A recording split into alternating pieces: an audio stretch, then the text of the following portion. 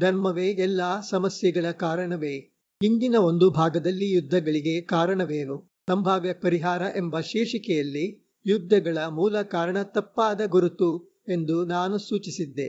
ನಮ್ಮ ನಿಜವಾದ ಗುರುತನ್ನು ಅರಿತುಕೊಳ್ಳುವುದರಿಂದ ವಿಶ್ವ ಎದುರಿಸುತ್ತಿರುವ ಹೆಚ್ಚಿನ ಸಂಘರ್ಷಗಳನ್ನು ಪರಿಹರಿಸಬಹುದು ಎಂದು ನಾನು ಹೇಳಿದ್ದೆ. ಆ ಭಾಗಕ್ಕೆ ಪ್ರತಿಕ್ರಿಯೆ ನೀಡುತ್ತಾ ಒಬ್ಬ ಓದುಗರು ಈ ಭಾಗವು ಮೂಲ ಕಾರಣವನ್ನು ಸರಿಯಾಗಿ ತೋರಿಸಿದರೂ ಪರಿಹಾರ ನೀಡುವುದರಲ್ಲಿ ಸ್ವಲ್ಪ ಕಡಿಮೆಯಾಗಿದೆ ಎಂದು ಭಾವಿಸಿದರು. ನಾನು ಇಂತಹ ಸಂಘರ್ಷಗಳನ್ನು ಕಡಿಮೆ ಮಾಡುವ ಮಾರ್ಗಗಳ ಬಗ್ಗೆ ತುಂಬಾ ಸಂಕ್ಷಿಪ್ತವಾಗಿ ಮಾತನಾಡಿದ್ದರೂ ಇದಕ್ಕೆ ಇನ್ನಷ್ಟು ವಿವರವಾದ ಚರ್ಚೆ ಅಗತ್ಯವಿರಬಹುದು. ಆದ್ದರಿಂದ ಈ ಭಾಗದಲ್ಲಿ ನಾನು ಮಾನವರ ನಡುವಿನ ಸಂಘರ್ಷಗಳನ್ನು ಸಂಪೂರ್ಣವಾಗಿ ದೂರ ಮಾಡಲಾಗದಿದ್ದರೂ ಕನಿಷ್ಠ ಕಡಿಮೆ ಮಾಡಬಹುದಾದ ವಿವಿಧ ಮಟ್ಟಗಳ ಬಗ್ಗೆ ಚರ್ಚೆಯನ್ನು ಪ್ರಾರಂಭಿಸುತ್ತೇನೆ. ಉತ್ತರ ಸ್ವಲ್ಪ ಉದ್ದವಾಗಲಿದೆ. ಬಹುಶಃ ಇದನ್ನು ಅನೇಕ ಭಾಗಗಳಾಗಿ ವಿಭಜಿಸಬೇಕಾಗಬಹುದು. ಹಾಗಾದರೆ ಶುರು ಮಾಡೋಣ. ಟಾಮ್ ಹಾರಿಸ್ ಅಥವಾ ರಿಚರ್ಡ್ ಡಾಕಿನ್ಸ್ ಎಂಬ ಪ್ರಸಿದ್ಧ ಚಿಂತಕರು ಧರ್ಮಗಳು ಬಹುಸಾರಿ ಜನರನ್ನು ಪರಸ್ಪರ ದ್ವೇಷ ಮತ್ತು ಸಂಘರ್ಷಗಳಲ್ಲಿ ತೊಡಗಿಸಿಕೊಳ್ಳಲು ಪ್ರೇರೇಪಿಸುತ್ತವೆ ಎಂಬ ದೃಢ ಅಭಿಪ್ರಾಯ ಹೊಂದಿದ್ದಾರೆ.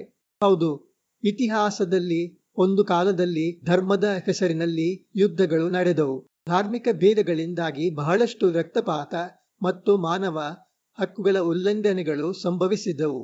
ದುರ್ಭಾಗ್ಯವಶಾತ್ ಅದು ಇಂದಿಗೂ ನಡೆಯುತ್ತಿದೆ, ಬಹುಶಃ ಕಡಿಮೆ ಪ್ರಮಾಣದಲ್ಲಿ.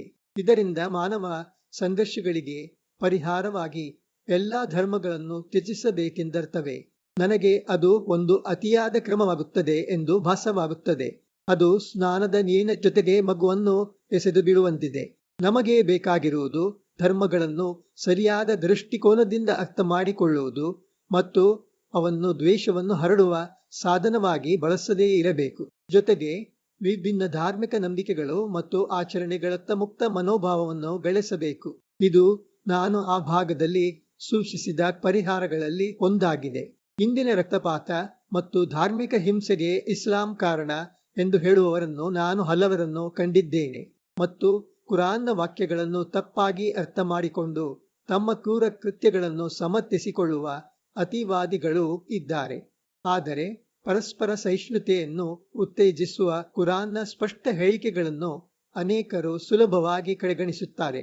ನನ್ನ ಅತ್ಯಂತ ಇಷ್ಟವಾದ ವಾಕ್ಯಗಳಲ್ಲಿ ಒಂದು ಇದಾಗಿದೆ: ತನ್ನ ನಂಬಿಕೆಯನ್ನು ಒಪ್ಪದವರ ಬಗ್ಗೆ ಒಬ್ಬ ನಿಜವಾದ ಮುಸ್ಲಿಮನ ಮನೋಭಾವ ಏನು ಇರಬೇಕು ಎಂಬ ಪ್ರಶ್ನೆಗೆ ಉತ್ತರವಾಗಿ ಕುರಾನ್ ಹೇಳುವುದೇನೆಂದರೆ, ಒಬ್ಬ ನಿಜವಾದ ಮುಸ್ಲಿಮನು ಹೀಗೆ ಹೇಳಬೇಕು: ನೀವು ಆರಾಧಿಸುವುದನ್ನು ನಾನು ಆರಾಧಿಸುವುದಿಲ್ಲ, ನಾನು ಆರಾಧಿಸುವುದನ್ನು ನೀವು ಆರಾಧಿಸುವುದಿಲ್ಲ.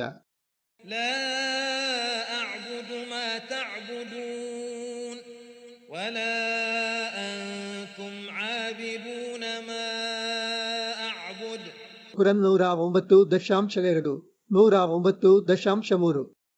ನಿಮಗೆ ನಿಮ್ಮ ಮಾರ್ಗ, ನನಗೆ ನನ್ನ ಮಾರ್ಗ.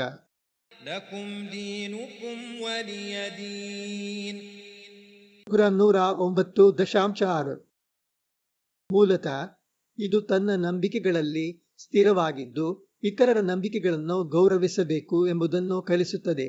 ಇದು ನಾನು ಆಯ್ದುಕೊಂಡ ಒಂದೇ ಒಂದು ವಾಕ್ಯವಲ್ಲ. ಧಾರ್ಮಿಕ ನಂಬಿಕೆಗಳ ಹೆಸರಿನಲ್ಲಿ ಹಿಂಸೆಯನ್ನು ವಿರೋಧಿಸುವ ಇಂತಹ ಅನೇಕ ಹೇಳಿಕೆಗಳು ಕುರಾನ್ನಲ್ಲಿ ಇವೆ. ಆದರೆ ತಮ್ಮ ಕೃತ್ಯಗಳನ್ನು ಸಮರ್ಥಿಸಲು ಕುರಾನ್ನು ಬಳಸುವವರಲ್ಲಿ ಎಷ್ಟು ಜನರು ಇಂತಹ ವಾಕ್ಯಗಳನ್ನು ಓದುತ್ತಾರೆ? ಮತ್ತು ಕುರಾನ್ನು ಹಿಂಸೆಯ ಮೂಲ ಎಂದು ಹೇಳುವ ಮುಸ್ಲಿಮರಲ್ಲದವರು ಈ ಸಂಗತಿಗಳನ್ನು ಎಷ್ಟು ಅರಿತಿದ್ದಾರೆ? ಸಮಸ್ಯೆ ಧರ್ಮದಲ್ಲಿ ಇಲ್ಲ, ಅದು ಧಾರ್ಮಿಕ ತತ್ವಗಳನ್ನು ಸರಿಯಾಗಿ ಅರ್ಥ ಮಾಡಿಕೊಳ್ಳದಿರುವುದರಲ್ಲಿ ಮತ್ತು ಇಂತಹ ಸಾಮಾನ್ಯವಾಗಿ ಕಡೆಗಣಿಸಲ್ಪಡುವ ವಿಷಯಗಳ ಬಗ್ಗೆ ಅರಿವು ಕೊರತೆಯಲ್ಲಿದೆ. ಸುವಾರ್ತೆಯ ಕೆಳಗಿನ ವಾಕ್ಯಗಳ ಅರ್ಥವನ್ನು ನಿಜವಾಗಿ ಅರ್ಥ ಮಾಡಿಕೊಂಡಿರುವ ಒಬ್ಬ ಕ್ರೈಸ್ತನು ಯಾರನ್ನಾದರೂ ದ್ವೇಷಿಸಬಹುದೇ ಅಥವಾ ಅವರಿಗೆ ಹಾನಿ ಮಾಡಬಹುದೇ?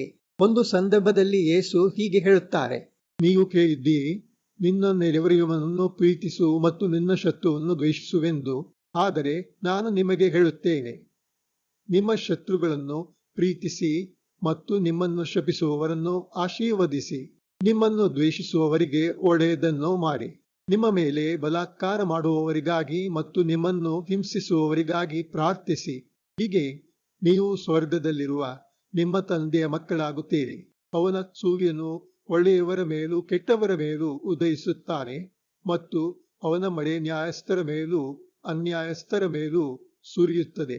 ನಿಮ್ಮನ್ನು ಪ್ರೀತಿಸುವವರನ್ನೇ ನೀವು ಪ್ರೀತಿಸಿದರೆ ಅದರಲ್ಲಿ ಏನು ವಿಶೇಷ? ಹೆರಿಗೆ ಸಂಗ್ರಹಿಸುವವರು ಹಾಗೆಯೇ ಮಾಡುವುದಿಲ್ಲವೇ?